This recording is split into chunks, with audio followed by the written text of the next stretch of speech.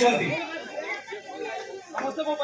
ଏ ସମସ୍ତେ ମୋ ପାଇଁ ମୁକ ପାଲଟି ଯାଇଛନ୍ତି ମୋ ମୁନିକୁ ନ୍ୟାୟ ମିଳିବନି ହାରିଗଲି ମୁଁ ଆଜି ଦିନ ରାତି ଲଢ଼େଇ କରିପାରି ଆଜି ମୁଁ ହାରିଗଲି ଏମିତି ଭାଙ୍ଗିବ ନା ବିଶୁ ମୁନିକୁ ନ୍ୟାୟ ମିଳିବ କିଏ ଦବ ମୋ ମୁନିକୁ ନ୍ୟାୟ ମିଡ଼ିଆ ବାଲାଙ୍କୁ କହିଲି ଧର୍ମଘଟ କଲି ଅନଶନ ବି କଲି ନେତା ମନ୍ତ୍ରୀ ଓକିଲ ସମସ୍ତ ପାଖକୁ ଗଲି କେହି ମୋ କଥା ଶୁଣିଲେନି ସମସ୍ତଙ୍କର ସେଇ ମିଛୁଆ କଥା ମୁନିକୁ ନ୍ୟାୟ ମିଳିବ ହେଲେ କଣ ହେଲା ଗୋଟେ ଦୁଷ୍କର୍ମକାରୀ ଜାମିନରେ ଆସିଲା ଜଣେ ଜାମିନରେ ଆସିଲେ ତା ବିଚାର ସରିଯାଇନି ବିଚାର ହବ ସେ ରାହୁଲ ମାନ ସିଂ ଦଣ୍ଡ ପାଇବ ସେ ଭରସା ମୋର ନାହିଁ ରେ ସାଙ୍ଗ ଆଜି ଯେମିତି ଟଙ୍କା ନେଇ ଜଜ ସାହେବ ଜାମିନ ଦେଇଦେଲେ କାଲି ସେମିତି ଟଙ୍କା ନେଇ ଜଜ ସାହେବ ନିର୍ଦ୍ଦୋଷରେ ଖଲାସ କରିଦେଲେ ଆମେ ବା ଦି ସାଙ୍ଗ ଗାଁରେ କାମ କରୁଥିଲେ ଅନ୍ୟାୟ ବିରୁଦ୍ଧରେ ସଂଗ୍ରାମ କରି ଶେଷରେ ବିଜୟ ନ୍ୟାୟ ହୁଏ ଧର୍ମ ଜୟ ହୁଏ ଦେଖିବୁ ଏ ଯୁଦ୍ଧରେ ଆମ ନିଶ୍ଚୟ ଜୟ ହବ ସେ ସାହସ ମୋର ନାହିଁ ରେ ମନେ ପକା ଯୋଉ ବର୍ଷ ଗାଁରେ ମହାଭାରତ ନାଟକ ହେଲା ତୁ କୃଷ୍ଣ ଦଳ କଲୁ ଆଉ ମୁଁ ଅର୍ଜୁନ ଦଳ କଲି ତୁ ମୋ ଦଳ ସାଥୀ ଠିକ ସେମିତି ଆଜିର ଧର୍ମ ଯୁଦ୍ଧରେ ତୁ ହବୁ ଅର୍ଜୁନ ଆଉ ମୁଁ ତୋ ଦଳ ସାଥୀ ଅର୍ଜୁନ କୁରୁବଂଶ ନାଚ କଲା ଭଳି ବିଧାୟକ ରାଘବ ଶରଣ ମାନ ସିଂହ ପରିବାରକୁ ଧ୍ୱଂସ କରିଦେବ ଧ୍ୱଂସ ଅର୍ଜୁନ ଶୁଣ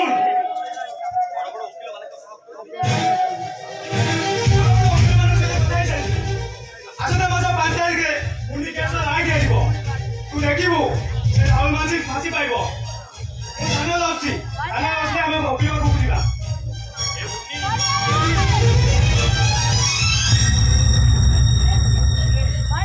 ଏ ମୁନି ତୁ କୋଉଠି ଅଛୁ ଦେଖି ଯା ତତେ ନ୍ୟାୟ ଦେବା ପାଇଁ ତୋ ଛୁଆ ବାପଟା କେମିତି ଅଧମରା ହେଇଗଲା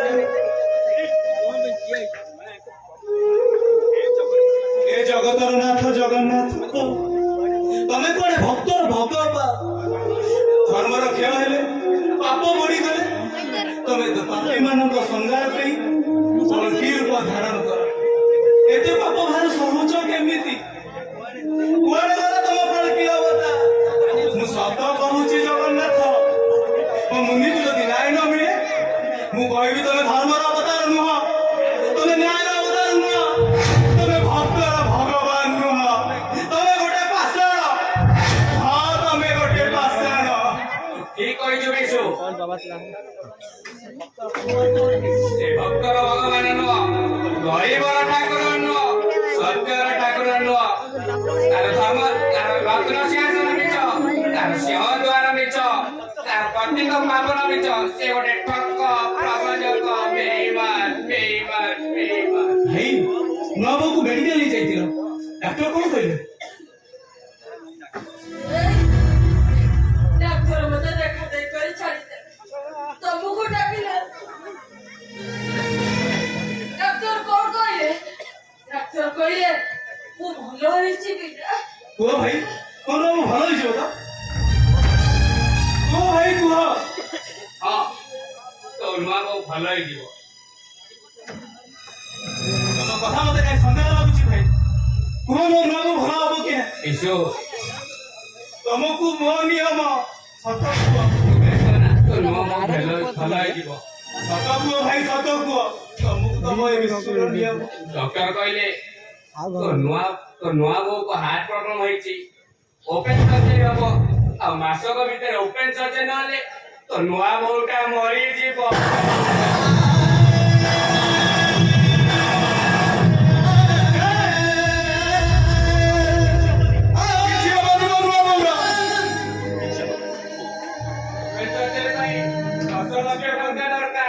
एते टंका आसीबो कोठो मु आइबो तो बाबू को भाव दे भाई टंका मु जोगाड़ कर एते टंका आनिबो कोठो अरे बिशु बाबू अरे तू व्यस्त हो चुका है काहे की कांदू तू जन्म ହେଇଛି ମାନେ ମରଣ ତ ସତ୍ୟ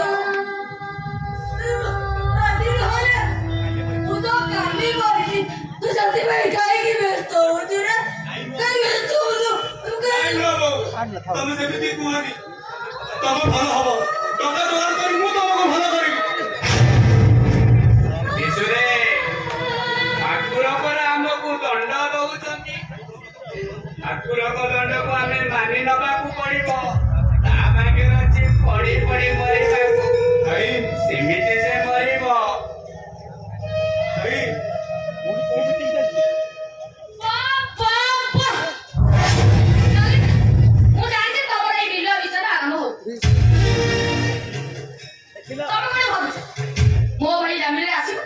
ତମେ ମାନେ ଦେଖିବ ମୋ ଭାଇ ନିର୍ଦ୍ଦୋଷରେ ଜାମିନ ହେଇକି ଆସିବ ଆଉ ତମେ ଯୋଉ ନ୍ୟାୟ ପାଇବା ଆଶାଟା ରଖିଛ ସେ ଆଶାଟା ପାଣିରେ ଫୁଟକା ହେଇଯିବ।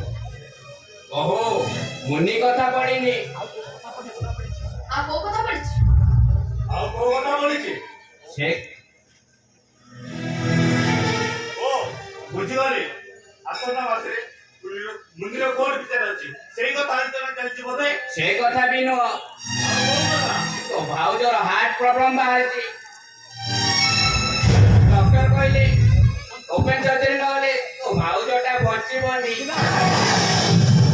ଅରେ, ଦେଖିଲ ତ ଭଗବାନ ଯାହା କରନ୍ତି ପ୍ରାଣୀର ମଙ୍ଗଳ ପାଇଁ।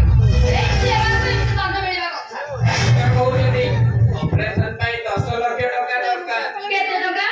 10 ଲକ୍ଷ ଟଙ୍କା। 10 ଲକ୍ଷ ଟଙ୍କା ଗଛରେ ଫଳିଛି ତ ତୋଳିକି ତମକୁ ଧରେଇ ଦବୁ। ଏ ଆମ ପାଖରେ ସେ ଟଙ୍କା ଫଙ୍କା କିଛି ନାହିଁ। ଓହୋ। 10 ଲକ୍ଷ ଟଙ୍କା।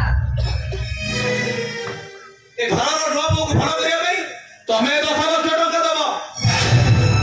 ଆମେ ଦେବୁ ମାନେ କଣ ଜୋର ଜବରଦସ୍ତି ଦବ? ଜୋର ଜବରଦସ୍ତି ନୁହଁ, ହକ୍ ଆଉ ଅଧିକାର। ତମରି ପାଠ ପଢା ପାଇଁ ଏ ଜମି ବାଡି ସବୁ ବିକ୍ରି ହେଇଯାଇଛି। ଏ ଘର ଖଣ୍ଡିକ ବନ୍ଧା ପଡିଛି। ହଁ ହଁ ମୁଁ ମାନୁଛି, ମୋ ପାଇଁ ଜମି ବାଡି ବନ୍ଧା ପଡିଛି। ମୁଁ ତ ଫାଙ୍କି ଦଉନି। ମୋ ଶ୍ୱଶୁରଙ୍କ ଠାରୁ ଟଙ୍କା ଆଣି ଜମି ବାଡି ସବୁ ମୁକୁଳି ଦେଇଛି। ଆଉ ତମ ପାଇଁ 3 ମହଲା କୋଠା ତିଆରି କରୁଛି। ଭାଇ ଝିଟି ପିଟି ଦେଖିଛ? ରାତିର ଲକ୍ଷ ଲକ୍ଷ ପୋକ ଯୋଗୁ ଖାଇ ରାତିର ରାକ୍ଷସ ହୁଏ, ଆଉ ସକାଳରେ ମହାପୁରୁଷ ପଟ ପଛରେ ଲୁଚିଯାଏ। ଏସବୁ କଣ କରିବାକୁ ଚାହୁଁଛୁ? ମୁଁ ଝିଟି ପିଟି ଠାରୁ ଆହୁରି ଭୟଙ୍କର। ଏ ଜମି ବାଡି କାହା ନାଁରେ ଅଛି? ତମ ସ୍ତ୍ରୀ ନାଁରେ। ଏ କୋଠା କାହା ନାଁରେ ଅଛି? ତମ ଶ୍ୱଶୁର ନାଁରେ। କାଇଁ? ଆଉ କଣ ତମ ନାଁରେ କୋଠା ବାଡି ସବୁ ରହିଥାନ୍ତା? ଆଦର୍ଶର ଡିଣ୍ଡୁ ପିଟୁଛ କାହିଁକି? ଏ ମଧୁପୁର ଗାଁ ସାରା କହି ବୁଲୁଛ ମୋ ଜମି ବାଡି ମୁକାଇ ଦେଇଛି। ମୋ ଭାଇ 2 ଜଣ ପାଇଁ କୋଠା ଘର ତିଆରି କରିଦେଇଛି। ଏ ଦେଖ ଆମ ନାଁରେ କିଛି ନ ହଉ, ଏ ମଧୁପୁର ସମସ୍ତେ ଜାଣିଛନ୍ତି ବିଜୁ ବିଷୁ ପାଇଁ ବଦ୍ରି କୋଠା କରିଛି। ନାଁ ରଖିଲାନି, ନାଁ ରଖୁ। ଭଲ କରି ମୁଠେ ଖାଇବାକୁ ପାଉନଥିଲେ, ଏବେ ଭଲ କରି ମୁଠେ ଖାଇବାକୁ ପାଉଛେ। ୟାଠୁ ଆଉ ବଡ କଥା କଣ ହେଇପାରେ? ଏ ମଝିଆ ଭାଇ, ଏ କୋଠା ବାଡି ସବୁ ନେଇଯା ପଛେ ମୁଁ କିଛି କହିବିନି।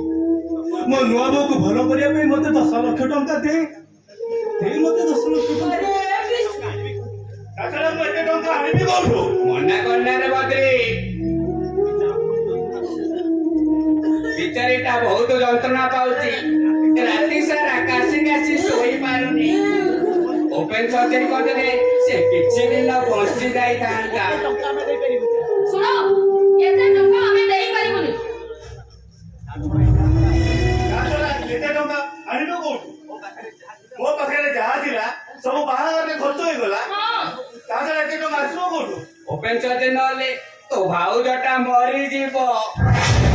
ଏ ମଝିଆ ଭାଇ, ମନେ ପକେଇଲୁ ତୁ ଖାଇସାରିଲା ପରେ ଯୋଉ ନୂଆ ବୋହୂ ତା ପଣତ କାନିରେ ତୋ ମୁହଁ ପୋଛି ଦଉଥିଲା, ତୁ ଶୋଇଲା ବେଳେ ତୋ ପାଦରେ ତେଲ ମାଲିସ କରି ଦଉଥିଲା। ସେଇ ନୂଆ ବୋହୂ ପାଇଁ ତୁ ଏତେ ନିଷ୍ଠୁର ହେଇଯାନି ରେ। ଏ ମଝିଆ ଭାଇ, ତୋତେ ହାତ ଯୋଡି ମୁଁ ଭିକ ମାଗୁଛି, ମୋ ନୂଆ ବୋହୂକୁ ଭଲ କରିବାକୁ ମତେ 10 ଲକ୍ଷ ଟଙ୍କା ଦେ। ମତେ 10 ଲକ୍ଷ ଟଙ୍କା। ଏ ବଦ୍ରି ଏ ବଡ ଭାଇଟା ତତେ ହାତ ପତେଇ ଭିକ ମାଗୁଛି। ଏ ବଦ୍ରି ମତେ ଟଙ୍କା ଦେ। ଆରେ ବିଶୁ,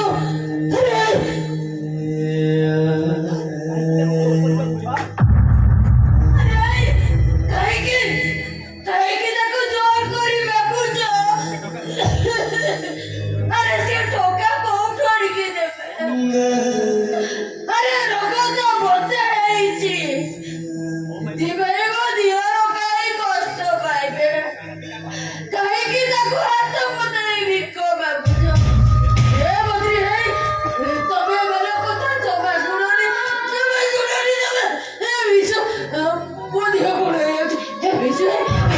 ମୋତେ ଟିକେ ତମ ସାଙ୍ଗେ ଘରକୁ ନେଇଯାଆନ୍ତନି। ମୋର ଘରକୁ ଯିବାକୁ ଭାରି ଇଚ୍ଛା ହଉଛି। ଶୁଣ ମଝିଆ ଭାଇ, ଗୋଟେ କଥା ମନେ ରଖିଥା, ଭଗବତରେ ଲେଖା ଅଛି, ପାପେ ଅର୍ଜିତ ଯେତେ ଧନ ସେ ନୁହେଁ ସୁଖେ ପ୍ରୟୋଜନ। ଚାଲ ଭାଇ, ଚାଲ ନୂଆ ବୋଉ, ସତର ଆଗରେ ମୁଣ୍ଡ ବାଡ଼େଇ କିଛି ଲାଭ ନାହିଁ।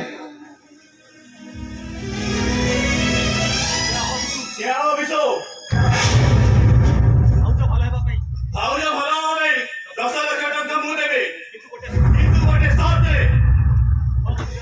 କୁହ ମଝିଆ ଭାଇ, ତମ ସବୁ ସର୍ତ୍ତରେ ମୁଁ ରାଜି। ସର୍ତ୍ତ ନା ହେଲେ ଏଇଆ, ଆସନ୍ତା ମାସରେ ମୁଣ୍ଡିର କୋର୍ଟ ବିଚାର ଅଛି, ସାକ୍ଷୀ ଦେବାକୁ ତମେ କେହି ଯିବନି। କୁହ, ତମର ଟଙ୍କା ଦରକାର ନା ନ୍ୟାୟ ଦରକାର? ନା ବିଶୁ, ଆମର ଟଙ୍କା ଦରକାର ନାହିଁ। ମୋ ବୁଲିର ନ୍ୟାୟ ଦରକାର। ନା ବିଶୁ, ଆମର ଟଙ୍କା ଦରକାର ନାହିଁ। ଆମର ନ୍ୟାୟ ଦରକାର। ଆମକୁ ମୁନିର ନ୍ୟାୟ ଦରକାର। ହେଲେ ମତେ ମୋ ନୂଆ ବୋଉ ଦରକାର। ମୋତେ ନ୍ୟାୟ ଦରକାର। ଠିକ ଅଛି, 2 ଦିନ ଭିତରେ 10 ଲକ୍ଷ ଟଙ୍କା ମୁଁ ଦଉଛି।